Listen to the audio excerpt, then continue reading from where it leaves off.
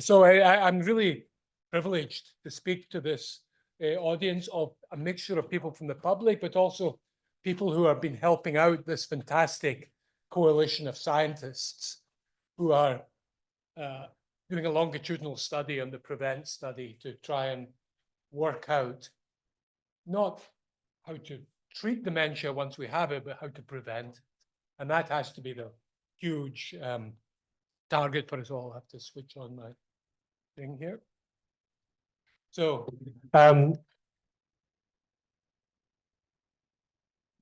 just a bit of background here to set a context. There's a colleague of mine, Jordan Grafman in America, at the National Institutes of Health, who studied from the Vietnam War in the 1960s and 70s of people with open head injuries.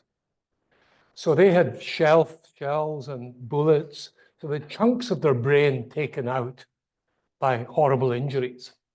And he followed them up over 20 years and looked at what predicted good outcome. Was it the size of the lesion in the brain, the amount of brain tissue lost? Was it the location in the brain? Was it some combination of that? And his conclusion was, after this long study, was that it was none of these things, and that the best predictor of outcome was the state of the brain before the injury, as measured by pre-morbid intelligence. And that, to me, is a very important fact to bear in mind when we discuss this question of risk and resilience for dementia. But before I start and talk about this, I'd like to, if you don't mind, I haven't got you to sign a consent form, but I do want to get you to do a little brain experiment. I'm going to actually do a little change of your brains, if that's okay. So I'd like you to just take in a slow breath to the count of 4 and out to the count of 6. Just breathe in to the count of 4.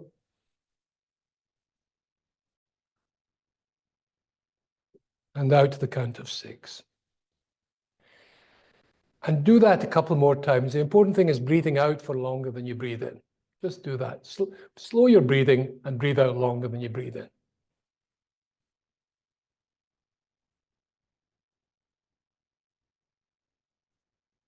Okay. And many of you feel a tiny bit different after doing that compared to before. Good, so do I. That's pretty important experience for you to bear in mind for what I'm going to come on to later in this talk. But in the meantime, I just want to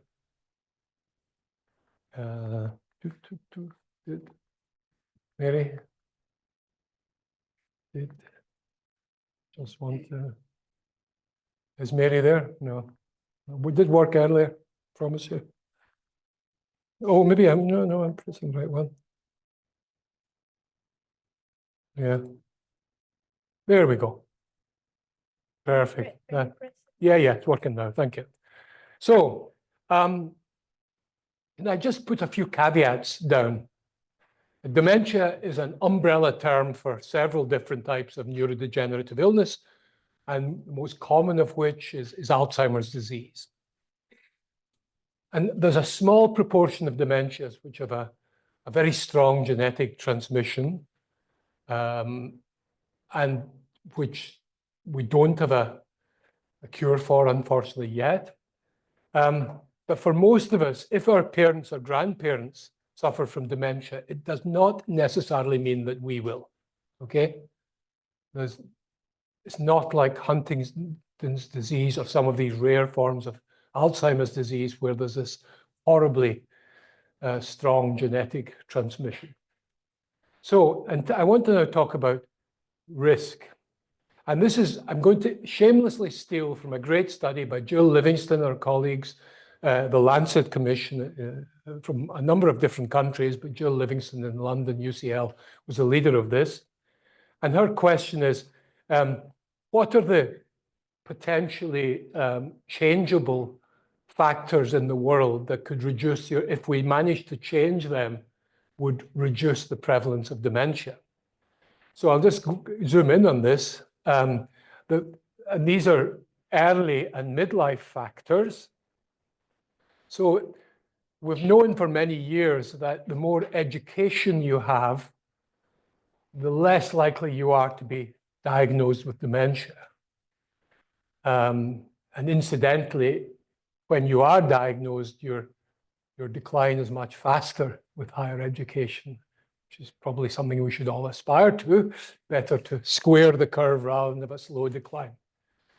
The other one's very interesting one that's really only come to the fore in recent years is hearing loss. Hearing loss, if we could abolish hearing loss, according to this, we would reduce the number of people with dementia by 8%. Traumatic brain injury is another one. Hypertension, and this is another recent one, drinking more than 21 units a week of alcohol, and then obesity. So if we manage to magically sort all of these things, then we would, have quite a bite out of the risk of dementia. Then late life, smoking, depression, social isolation, physical inactivity, air pollution, diabetes. So that all of these potentially changeable lifestyle factors means that we're about 40% we can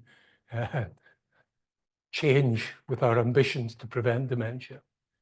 But the risk unknown, 60%. Now, some of that will be genetic, there's no doubt about it. But some of it will be other factors that we haven't yet identified that are potentially modifiable.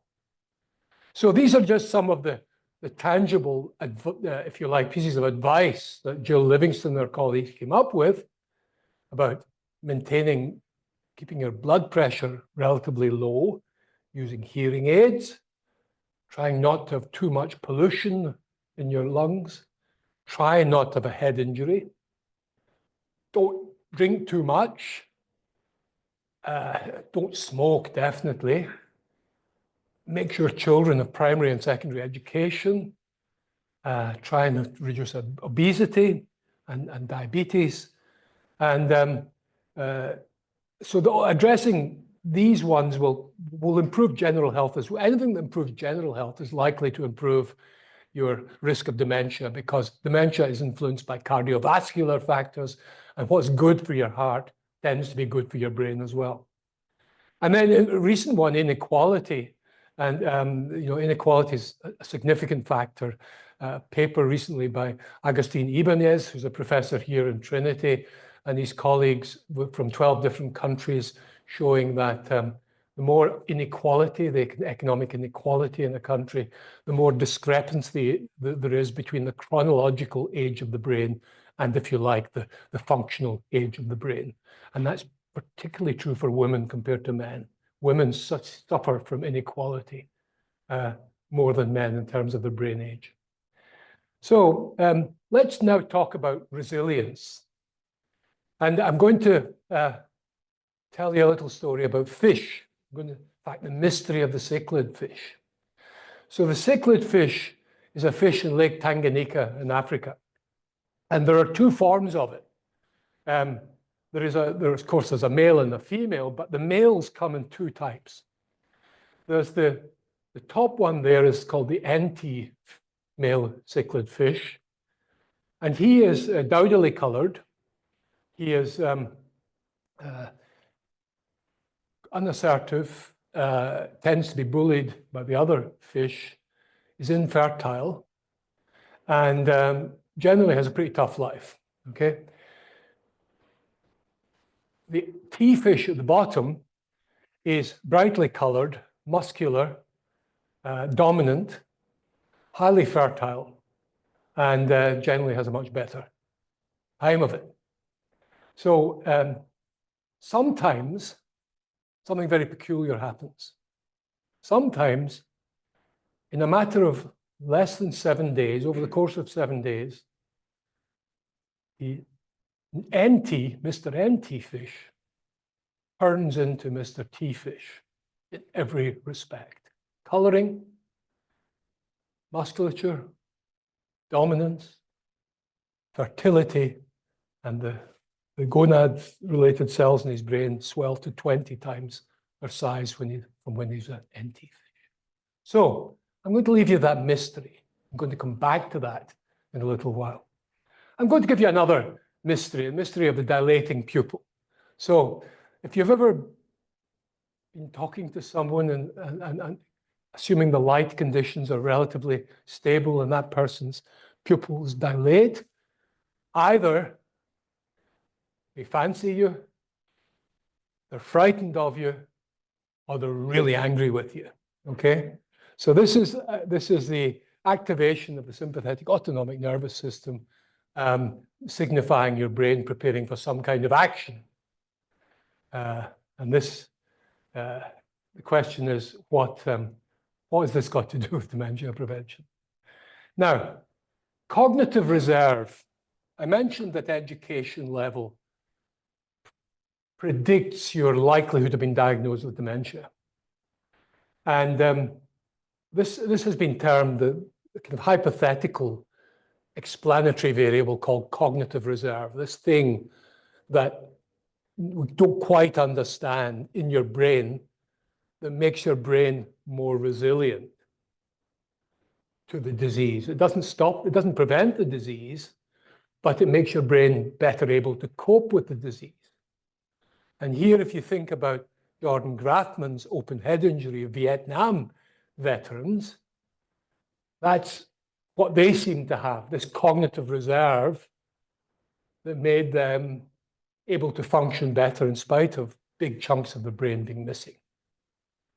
So I want to just talk a little bit about cognitive reserve. And this is, if you work from Australia, showing that actually the thickness of your cortex, if you have a high cognitive lifestyle, combination of education level, IQ, stimulating, cognitively demanding job, complex leisure activities, you actually, the little layer of gray matter in your brain is slightly thicker. So that means because the brain is so plastic and constantly changing, that means any amount of disease in the brain is going to have potentially less of an impact. And actually, it's not just the brain's ability to cope with disease. This is a study in Australia with dogs who were either given an enriched environment, that is in a cage with toys, and they lived with other dogs. They had a stimulating environment, or they had a nutritionally rich environment. So this is there's two variables here, nutrition and environmental enrichment. And what you'll see here is that the amount of this horrible brown stuff is amyloid, beta amyloid plaques in the brain, which is unfortunately people with Alzheimer's disease have a lot of this amyloid in their brain. We all have it, but most of the time we get rid of it, particularly in sleep. Maybe also in other times when we're very relaxed, for example. But when things go wrong, it accumulates and it's toxic to brain cells. And but here they found that the dogs who were both given a rich nutritional diet and who were kept in an enriched environment had far less amyloid, beta amyloid plaques in their brains. So that's very interesting. And you wonder, well, maybe it's not just that we're building more robust brains with more connections that can survive if you've got disease or injury. Maybe there's something about the disease process that's being affected as well. Now, I'm going to be talking about a particular chemical messenger in the brain, a neurotransmitter called noradrenaline, which is what makes your pupils dilate when that person fancies you, hates you, or is frightened of you. Okay, that's noradrenaline released in the brain. Noradrenaline is part of the fight or flight system, and it's a preparation for some kind of action, positive or negative. Your brain doesn't really care what it is. And that same environmental enrichment that seemed to clear the amyloid in the brains of the dogs selectively, and this is in mice, selectively increases noradrenaline over other chemical messengers in the brain. So there's something about a stimulating environment that produces that effect on your brain, stimulates noradrenaline release. Now, there's something else. I mentioned that, you know, the person, pupils dilating when you see them, that they might actually be frightened of you. Well, stress, of course, activates the noradrenaline system. And we know that chronic psychological stress is a risk factor for dementia. It's not generally good for you. It's not good for your body either, because if you're chronically secreting a hormone like cortisol in high levels and over long periods, it's toxic to cells in the body and brain. So you might think, well, we don't want to keep stress out of it, but it's not as simple as that. So remember what I said about noradrenaline, that it's switched on whatever the emotion, excitement, anger, or fear. It's part of your brain's non-specific action system. And it's across all these emotions, you say, well, how do I know what emotion I'm having? Well, you really only collapse into a particular emotion by the context and the words you put on it. So actually, there's some research showing that if you're giving a stressful presentation and your heart rate is being portrayed to the audience and you're having to do mental arithmetic in front of you lot, for example, and being told when you've got it wrong, it's very stressful. But just getting someone to say beforehand, I feel anxious, compared to I feel excited, just changing that one word increases the performance. You do your mental arithmetic better if you collapse that non-specific psychophysiological state into excitement and challenge rather than fear and threat. Okay? So that means that we have to be careful when we talk about stress, because one person's stress is another person's excitement or challenge. And there's a very so the next study I'm going to tell you about, there's been a couple of studies that have replicated this. So you take a group of people in their 70s whose memory is below par on something called the mini mental state examination that's below 24. Now, generally that you would predict over the next couple of years that you will get a further decline in memory. However, in these two separate studies, and I'll just show you one of them here, what they did was over that 2-year period, they asked people about stressful life events that had happened in that 2-year period. And what they found was, and they looked at particularly at moderately stressful life events, not nice events, things like your spouse gets a serious illness like a stroke or cancer, or there's conflict with your family or neighbors, okay? So these things that, you know, don't make you feel good, but that are not terrible, like a death of a spouse. So moderately stressful events. So they looked at these people over that 2-year period, and they found that here are the people with the mini mental state under 24. Those, and this is their time to, yes, sorry. This is the, this is their time to retention score in the memory scale. So yes, they had deteriorated as you predicted, only if they had no stressful life events. And actually, the ones who had 3 or more moderately stressful life events showed no memory deterioration over that 2-year period. So why on earth would that be? Well, retirement, it's very easy, if you're lucky and you have a good pension, very easy to drift into a comfort zone when you're older. It's very easy to have see the same people, do the same activities, just enjoy the same programs, and not to have the same kind of challenges that you get, particularly earlier in life, in youth and middle age. In youth, you're having to pass exams, you're having to find jobs, you're having to make yourself in a career.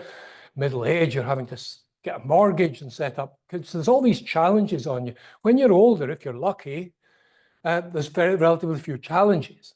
But that means that you're not getting stimulation of your autonomic sympathetic autonomic nervous system of the particularly of the noradrenaline system.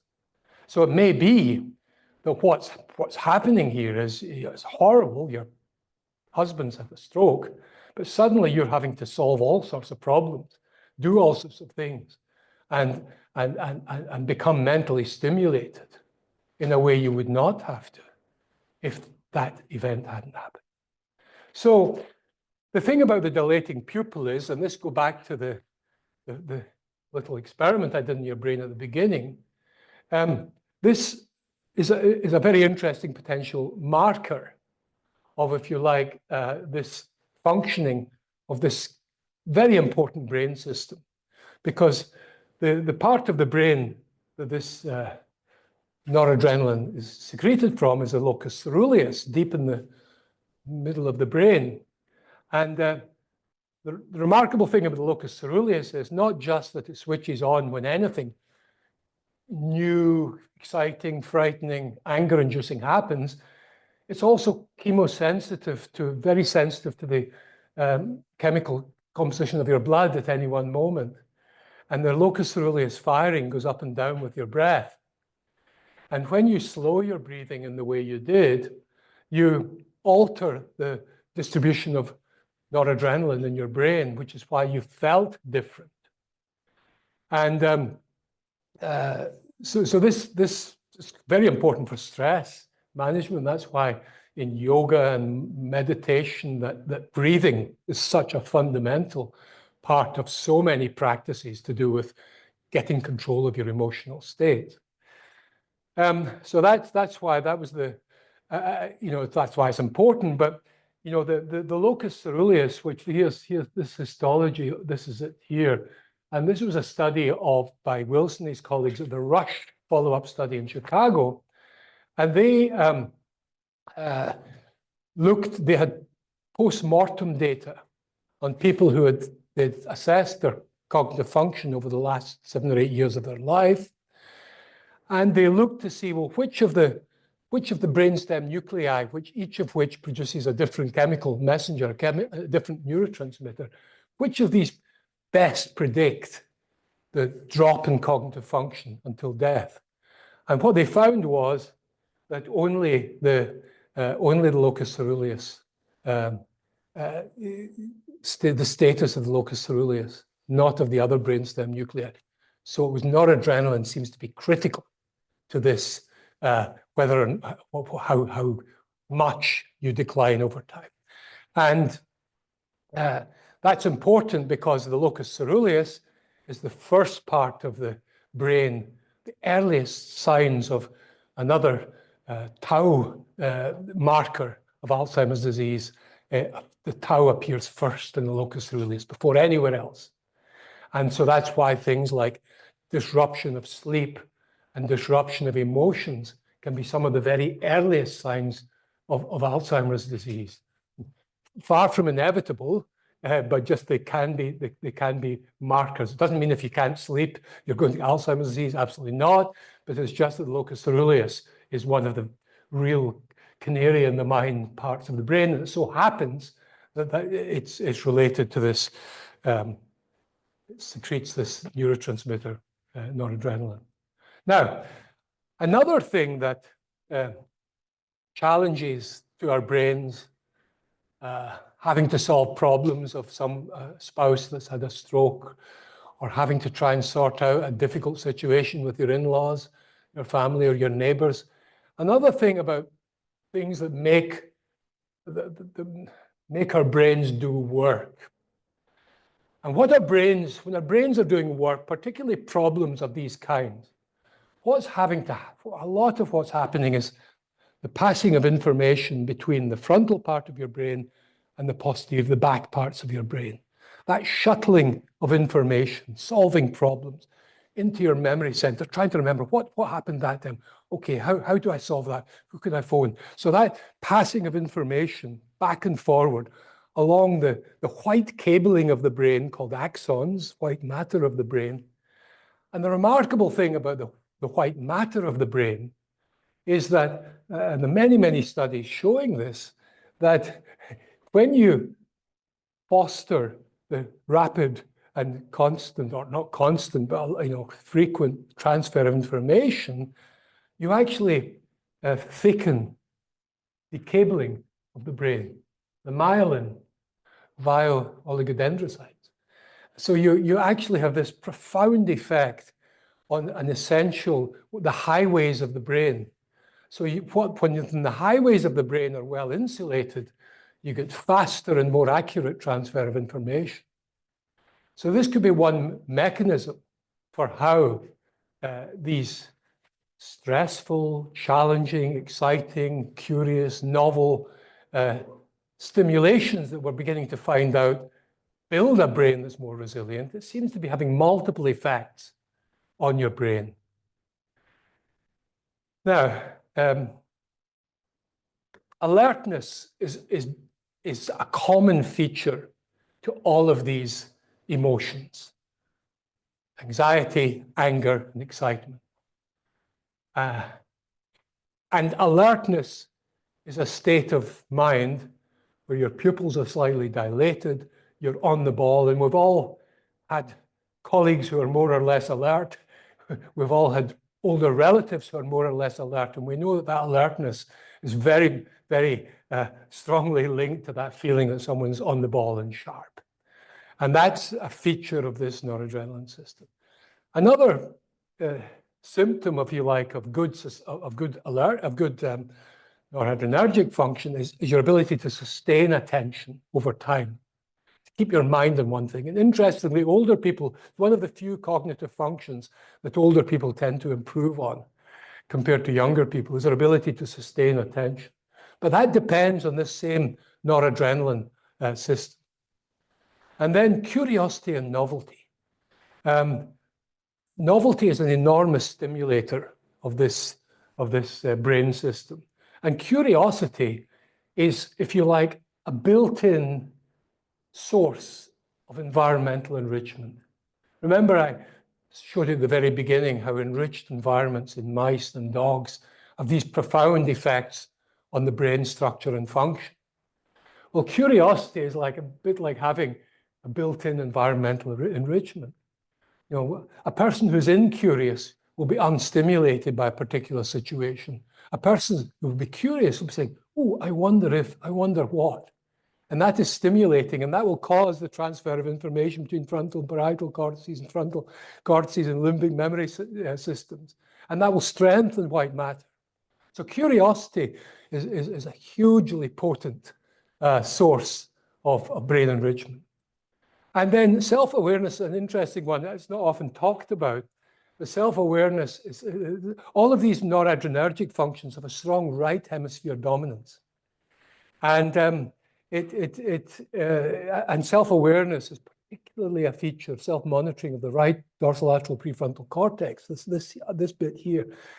And self-awareness, of course, when you have that, you're less likely to slip into automatic pilot, into the comfort zone. You're more likely to be saying, hold on a minute, could I be doing X or should I be doing Y? So there's more opportunity for you to, if you like, provide your brain with stimuli. So these are 4 types of cognition strongly related to noradrenergic function, and as it happened with right hemisphere function. And as an aside, one of the findings from the PREVENT study that I just saw earlier was that involvement in creative activities was associated with improved memory. And, so certain creative activities are more stimulating of right hemisphere function. And it may be that that there are other routes that haven't yet been identified by the Lancet Commission towards building cognitive reserve through encouraging activities like involvement in the arts and music, etc. So just to summarize what I've said so far, oh God. So education and other associated variables to do with cognitive reserve triggers multiple noradrenergic infusions. And noradrenaline acts as a neuromodulator. It strengthens the connections between cells that are currently active in the task you're doing, and they inhibit other ones. So it's like a network strengthener, okay? Mentally challenging activities and jobs do the same, and engaging with other people. That's potentially the biggest source of stimulation that most of us have. And this lifetime of boosted noradrenaline activity may affect the disease process itself, as I showed you the dog study. And we can now measure these effects through the pupil dilation. So let me now come back to the mystery of the cichlid fish. Now, remember that Mr. NT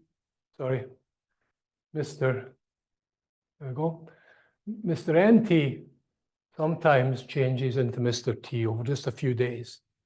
Why is that? How could that happen? This psychobiological transformation. Well, I'm just going to tell you something about humans first before I come back to that.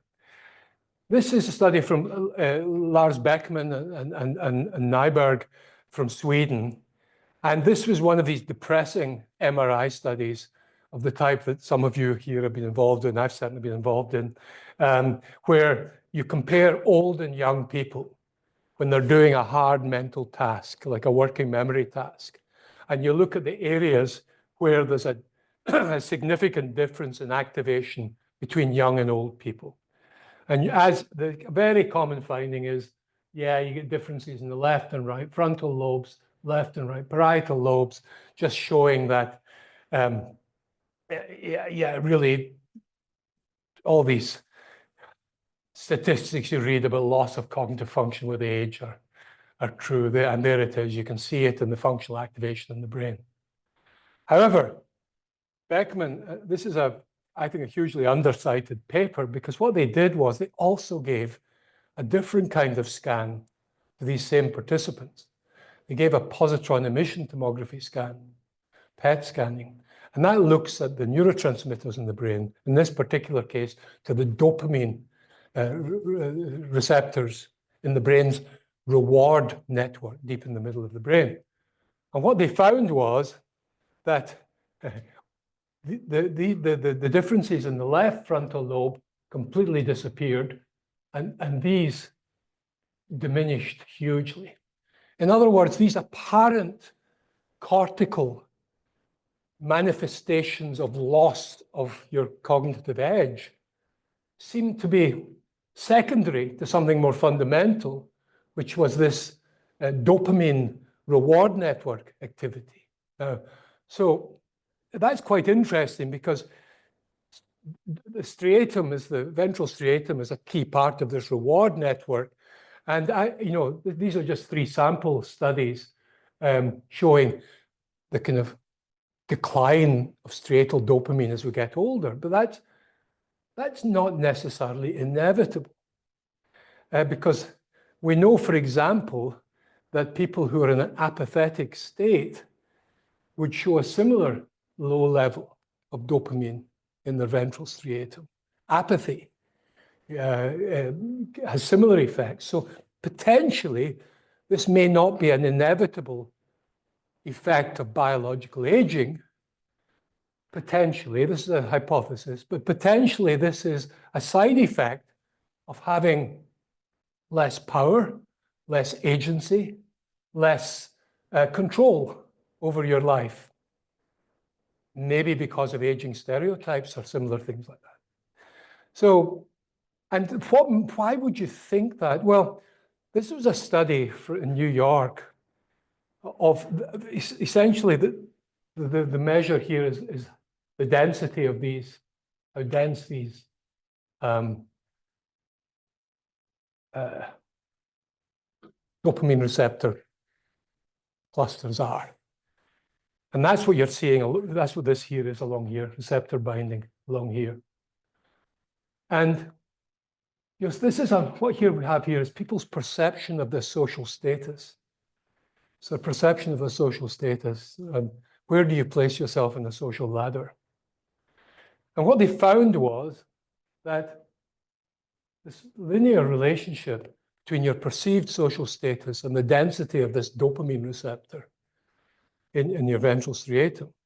The same group, Martinez and colleagues at the Columbia University, the same group showed an almost identical graph, but for density of social networks. So it's very unlikely to be a genetic factor here. So generally, if you feel low down the social ladder, you will have lower density of dopamine receptors in your ventral striatum. And similarly, if you have low level of social connections, that will be the same. So the implication there is, and again, this is a hypothesis, if you can somehow alter the state that is associated with this, can you affect not just the things that will be directly affected by this, which include your mood, people with lower social status and lower dopamine receptor density means lower mood, lower initiative, higher anxiety, slightly lower cognitive function because of dopamine's effects in the prefrontal cortex. So potentially, can we get some kind of, if you like, empowerment that's going to affect not only these fundamental emotional states, but also these cortical networks that we saw were apparently being affected by aging. Well, so how come this Mr. NT changes into Mr. T? Well, one of the downsides of being Mr. T is you're brightly colored. And the reason you're called T fish is because you have territory. There's a small part of Lake Tanganyika which is yours. And because you're brightly colored, you're more likely to be plucked from the water by a passing gull. So if you're an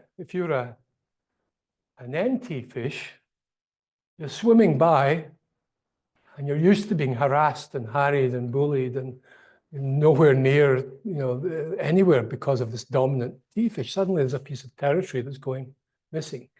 Sorry, going without an owner. So you go into that territory, and merely possessing that territory causes over 7 days this psychobiological transformation in your state, okay? In every respect, coloring, musculature. So, of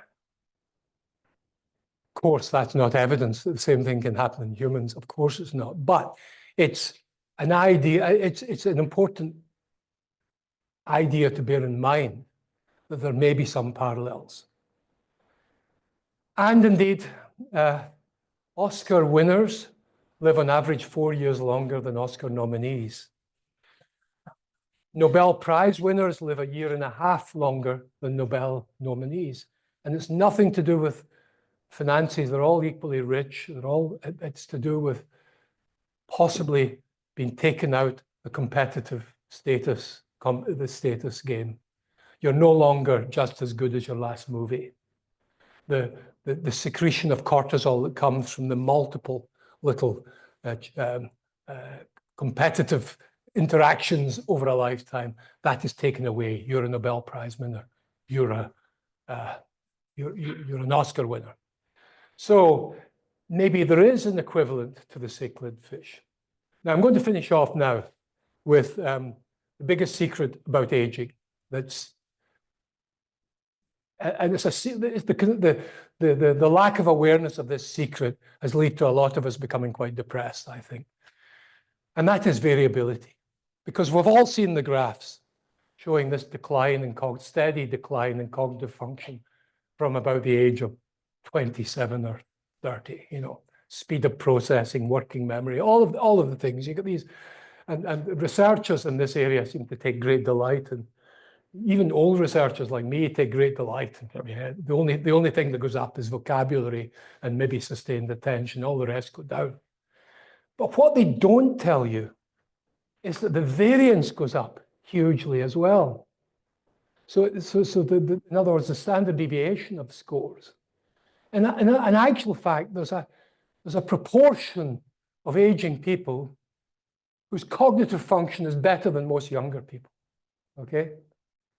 And that's this variability question. And the idea is, could we be even more ambitious about the 60%, about that 40% that Joe Livingston and their colleagues, could we even be more ambitious if we understand the sources of these variability? In other words, can you become a superager, okay? And here are some, just before I finish, some of and there's evidence for all of these, but this sense of purpose is hugely important. It's been shown to be significantly associated with reduced rate of Alzheimer's disease. You get diagnosed about 6 years later if you have a strong sense of purpose. Social connections. You can have a huge amount of pathology in your brain at post-mortem, and yet your cognitive function can have been quite robust when you were alive, and this is work from the Rush in Chicago again, but only if you have very dense social network, okay? Challenge and new learning. That constant, even the challenge and new learning is involved in something stressful, horrible happening to you, like a spouse being very sick. And then learn to control stress. Yeah, we don't want chronic stress. We don't want to feel out of control of stress. But the critical thing is feeling in control of the stress. There's something you can do about it. For instance, breathing like that to change your level of stress, but other things as well, cognitive therapy, meditation, yoga, etc. So that if you feel in control, the potential is that if you engage with the stress, turn it into a challenge as much as possible, that can actually be beneficial to you. Thank you very much indeed.